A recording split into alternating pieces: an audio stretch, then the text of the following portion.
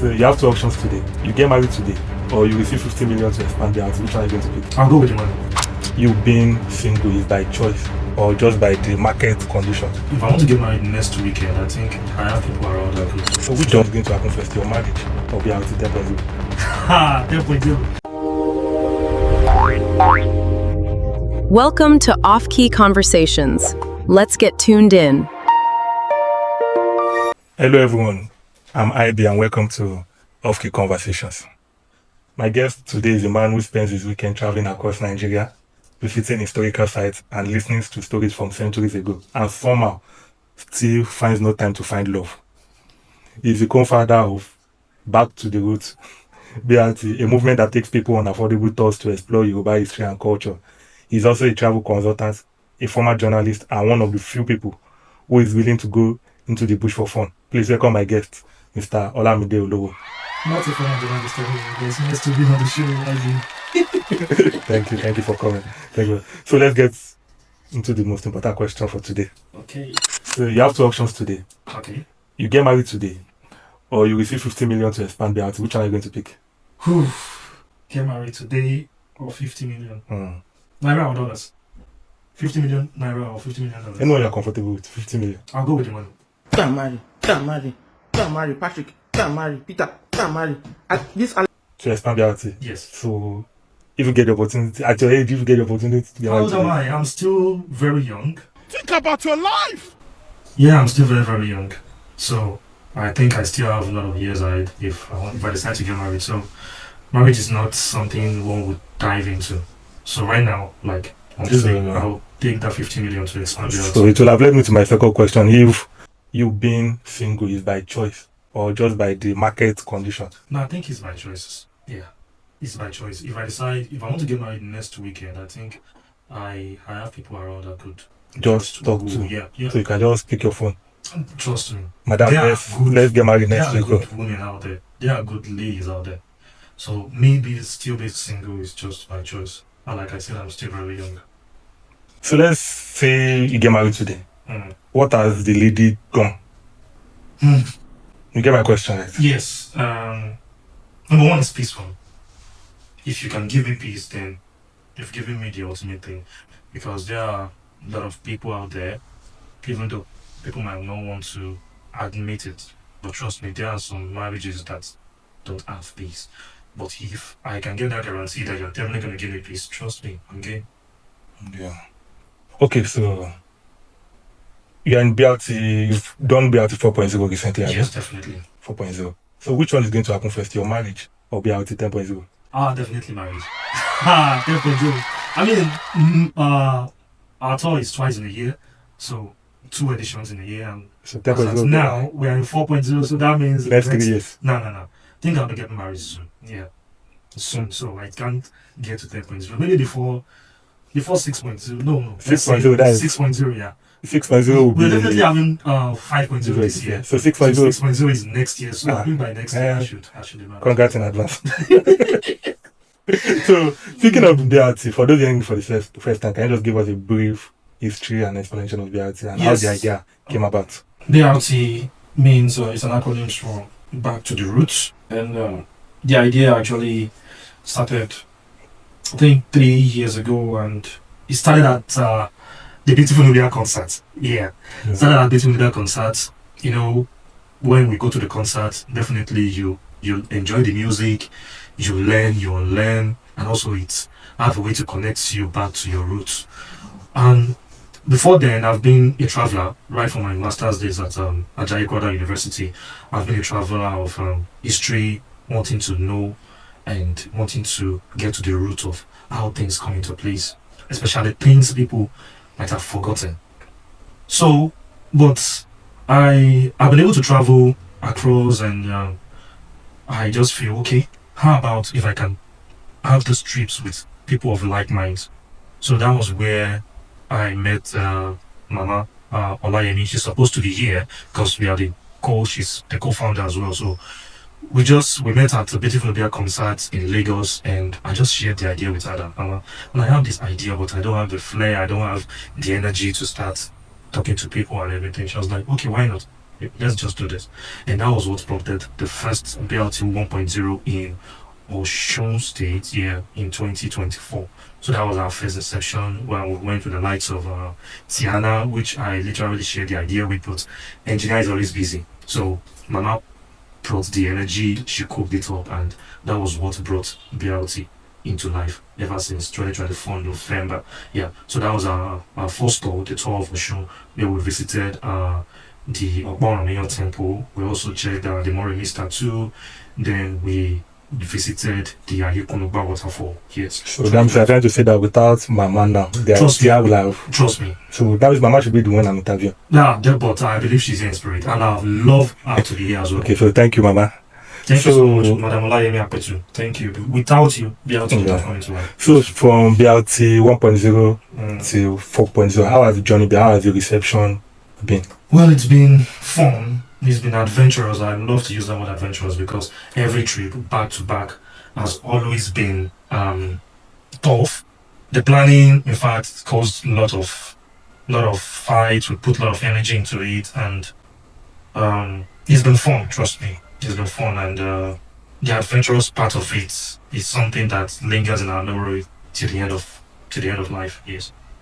Which states have you visited? For 1.0, and maybe you will still visit what's the next plan. For 1.0, we traveled to Osun, like I mentioned. Then 2.0, we did the tour of Ondo and Ekiti, where we visited places like Igboora. We visited places like the Igboora in Ondo State. Then we visited Ikogosi and Ekiti, somewhere we saw the mysterious fish where you can't kill. Even if you kill it, you can't eat it. So then 3.0, we went to the tour of Oyo, which was very, very interesting, where we went to Ibrahim Chatter's film village, Afi Chatter. Then we went to the suspended lake at Aduawaye.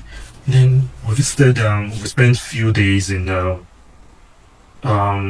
was this place, the place where some football teams, it's in my head right now, Ilaji Resort. Thank you very much. So Ilaji Resort, we spent a few days there where we camped, we enjoyed ourselves, and just of recent, we also visited Badagry for the 4.0, where we also tried to look at how slave trades went into place when Nigeria was still in the era of slave trading. Okay, so looking at your pricing, the BLT 1.0 was, I think, 25K for 3 days. Yeah, it was our first inception, so accommodation, transportation, inclusive. Definitely. 2.0, I think 80K. It's 100K. 80K to 100K, depending on the pricing. 3.0, 120. Yes. Like that. How are you able to cope with the pricing? Because going online, those kind of tour or package will be going for around 300, 400K. So how are you able to cope with the pricing at those range? Well, the first thing is the tour is not just about to make profit. We don't have the mind of making profit. We just want people to have a getaway from their usual routine. Like I said, just have a getaway, free yourself from your usual routine, connect, meet new people, then trace your route. Yeah, because I can remember when we went for the BLT 2.0, AY, Ayodeji Akimulero, shout out to you. He was able to bring his kid, Darasimi Akimulero, to Ondo State, and that was the first time Dara will be visiting Ondo State, and I'm sure that memory of ours won't leave till definitely grow, because that was the first time where she will be leaving Lagos to travel to Ondo State. And also 3.0, we have the opportunity of also one of us as well, Olayinka, was also able to visit our state, Igboora, for the first time. That was when we visited the twins village in Igboora. So it's also an opportunity for her to also trace her route. In fact, we even have to go to our family house, where she was able to meet some of our extended families, and we were able to recognize her. They started tracing the lineage. So it was really an interesting time where people have the opportunity to trace their route, get to know their village, their hometown, and learn about historical facts that they never thought existed. So that was just the idea. It was not about the profit. Okay, that is nice. So among all the tours, which is your favorite? Or which state or site will you say is your favorite? Well, all is my favorite, but I think the tension, the fear, the uncertainty, and also the fear of being kidnapped in the face of the convener, and the other guys would make me to want to choose 1.0. And that was when we were heading to Ayukunuba Waterfall. Because going there, it was as if we were going towards the end of the world, towards the end of Osun State, that our network was off. People were not willing to talk to us. Not until we were blessed with some core members who were coming from the farm. If not, probably that might have been the end of the dream of reality, because people that were part of it were like, oh guys, I think we are lost. We couldn't get any network, no NTN, no Glo, nothing. We were in the midst of thick forest. We were like, what do we do? Probably just have to go back and start heading out of Lagos. But we were just so fortunate that we met some core members. I can remember Copper Martins, Copper Oredun, and one other core member like that. They're like, oh, guys, where are you going? They're like, oh, we want to locate the Icon Waterfall. They're like, okay, it's towards their farm. Like, really? Core members having farm? They say, yes, that they have a farm where they plant something, so the waterfall is just some distance away. You can imagine the frustration, the tension, and everything, where we felt all hope was lost. But the coppers were our saving grace that night. So I think the 1.0 was actually the toughest one. Is it that, okay, which process did you put in place to avoid things like this? Maybe the 1.0 where everybody is learning on the process. So maybe you didn't do your research very well before going to Ayukunuba Waterfall. Which process have you put in place after that to avoid things like this? After the experience of 1.0, we decided that before we embark on any tour, we will need to go for survey. For the 1.0, we actually did online survey, and we'll feel okay when we get there, and also we don't want to kill the excitement. What is a tour without that excitement of going for the first time, and also the feeling of adventure. That feeling of adventure will be lost if we've badly been there and we've had all the fun before the real thing. But for the sake of safety, knowing how the country is right now in recent months, we feel okay before any tour we should be going for something. And that idea was definitely brought by the host HYBEE, because it was when you joined us, that was when you brought a different dimension to our planning, and trust me, it has actually been wonderful. It has actually been easy, and I'll use this opportunity to say thank you for being part of our planning. So for my favorite part actually for the tour, I'm going to go with Igboora. Even though I'm not from Igboora, I'm going to go with Igboora. Just the reception we had from the king, the villagers. Wow. So, and I'm even planning to go back there very soon. Yeah. Yes. I really enjoyed that. So, since the art is about going to places, connecting and meeting, is there any love story? Yeah, love story during the tour. In as much as I won't want to start disclosing names, but I think there has been some fascinating love stories on the tour. Just few, yeah. But you don't think it's hopeful? Well, Yoruba says helpful. So let's just skip that part for the sake of the people involved. Okay. So where are some underrated places that Nigeria should visit that you think these places are underrated? Underrated. I think people should visit the Igboora. Wow. The Igboora is underrated. That place is fun. Yeah, it is fun, and that is the beauty of it, the adventure. They should visit during dry season at least. Yeah, I think we should have that. Yeah, during dry season. Please do not go to Igboora when it is raining. You won't enjoy it. You won't find that trip interesting. It's coming from someone that has gone there twice and still planning to go there for the third time. Trust me. Igboora, yeah. Because I'm from Ondo State, so definitely I would want people to come to Ondo State. Yes, please. Ondo is one of the fascinating places for you to have your adventure. Please come to Ondo State. You will love it. When people are talking, or let me use new couples now. If they are planning to have their honeymoon, some will decide that they want to go to Seychelles. Some even say Benin Republic here. But instead of visiting some Nigerian sites, you'll be surprised that some people haven't visited Olumo. Wow.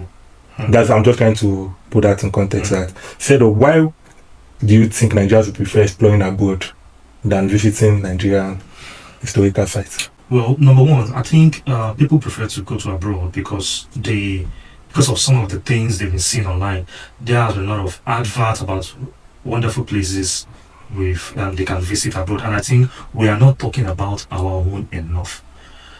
Yes, we are not. And let me also chip in something that actually brought the idea of the BRT. I was in Abu Dhabi sometime in 2019, 2020 during the COVID and after the COVID, and I could see that I could tell you that 60% of revenues generated by UAE in general comes from tourism. It comes from house. Like, if UAE could be generating revenues like this with artificial tourist centers, how about in Nigeria, where we have natural tourist centers? So how about we build something? We have it already. We don't even have to build. How about we develop and maintain? Development and maintaining is one of the issues we have in Nigeria. So how about if we can have something like that too in Nigeria? How about if we put our tourist centers into the faces of other African nations, Nigerians first, other African nations too, then also people outside the continent of Africa. Let us improve some of the natural tourist centers that God has given to us. Trust me, I don't think there is any state in Nigeria that doesn't have a natural tourist center. So imagine 36 states having at least one natural tourist site, developing it. And in Ondo state alone, I can count like 3 or 4. So now imagine each state developing and maintaining it. It's going to, in fact, state revenue, they don't even need to depend on the federal revenue anymore, just on tourists alone. So based on the current minimum wage now, which is 70k. Yes. So let's assume somebody is just able to save up like 100k, and the person has a free weekend. Which place can you recommend for the person to go? It's going to depend on the person's location. If you are based in Lagos and you have a 100k with you, and you just need to explore, you need to reflect yourself, come to Ibadan. Like I used to say, I'm not from Ibadan by birth, but I'm from Ibadan by domicile. I can tell you that Ibadan is the best place, is the best state in the whole world. Yes, because with 100,000, I think you can go to interesting places in Ibadan. You can decide to visit larger resorts. You have everything there: gym, game centers. Their food are also affordable. You can go there, or you can just visit the ancient place in Oyo. There are wonderful places, or places where you can eat fresh meals. So, and there are also, you can decide to visit Aduawaye, you can decide to visit Igboora, decide to visit with 100k. Trust me, let's just, if the person even have a ride on his own, that's even better. And the person will spend more than 100k on food. Trust me, you can definitely achieve it if you plan it very well. You can't visit all the places, but some specific places with 100k you are going to go. Okay, let's assume by luck or by chance, the government decides to like, okay, give you 100k, I say 100k, 500 million naira to improve tourism. Which places are you going to concentrate on? I would, like I said, I have the dream of being the commissioner for culture and tourism in Ondo State someday, probably after 2031. And I would want to look into the natural tourist centers in each state. Let's just focus on Ondo State right now. Look at what they are doing in Ikogosi. Very, very nice. That's private. Yes, public. it is state-owned, but it is being leased to private people. Yes, to make profit. Because when you look at the site, how it has been over the years, and what they are currently doing with that place now, you will know that they are really doing a good job. Now imagine other tourist centers. Idori Hills, that place is a mess. The team went there during the 2.0. No, not really That nice. place Especially the resting points. I think they should improve that that. place is a mess. If there is good money, trust me, Idori would attract foreign tourists. I think by now, They Idong, would attract at the foreign. peak, they should have lounges there. Trust me, that Restaurants. place alone can generate millions of naira from the state government. So, if I'm being made, let's say, Minister for Culture and Tourism for the whole of Nigeria, the first thing I'm going to do, identify the natural tourist centers across Nigeria. When you identify it, touch it up, maintain it. Maintenance is the key thing here. Maintain it and ensure you are improving on it. Okay, so across the top, I just want to just give me one experience. Funniest, scariest, and unexpected. Scariest is Ayekunoba 1.0. Yeah, and I could say unexpected to Ayekunoba, the tour for Osun 1.0, yes. Funniest. Funniest, I think Igboora. Igboora was very, very funny. I love the experience. Igboora people are good people, by the way. Please visit Igboora. Yes, we are still going there, like I said. Place Igboora, yeah. I think those two places. Okay, so as a travel consultant, Yes. what you apply for visas, help students gain admissions and all. Definitely. What mistakes do you think some people make during their visa application?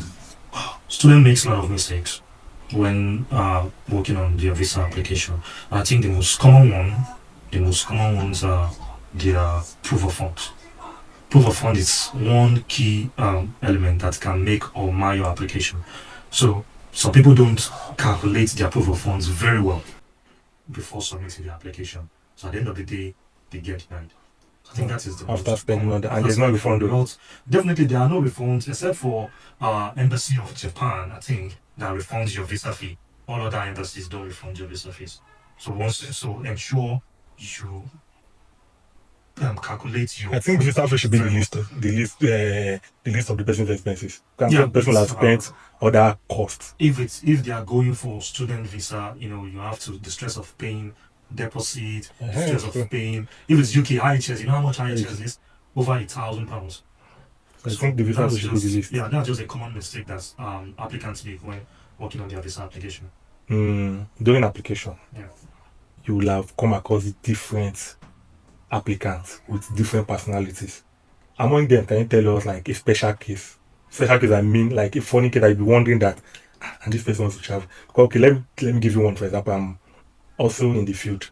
Like somebody wants to go and study abroad. We ask the person to fill, what's the name? To fill maybe students' account opening package or something like that.